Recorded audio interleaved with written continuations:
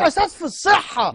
الكثيرون الآن ومنهم كتاب مصريون يقولون إن هذا الجدار الفولاذي المصري لا يختلف بأي حال من الأحوال عن جدار الفصل العنصري الإسرائيلي، وإسرائيل الآن سعيدة وتقول وتضحك وتقول انظروا كيف يتصرف العرب مع الفلسطينيين بطريقة أبشع بكثير مما أتصرف أنا. كيف ترد؟ تاني 3 بالله العظيم ما في جدار فولاذي، 3 بالله العظيم ما في جدار فولاذي. أعدم ولاد الاثنين ما في جدار فولاذي أبدا. هتصدقني؟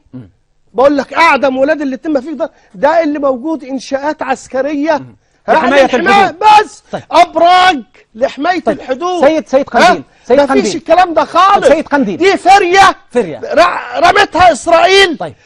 كل اللي ليه خطاب تحريضي راح مسك فيها. نحن بصدد جدار للعار يقيم نظام العار. مسوت كل حاجة في مصر لغرض في نفسه، لأنه مريض نفسيا وبيتعالج، ومعروف إنه كان بيتعالج.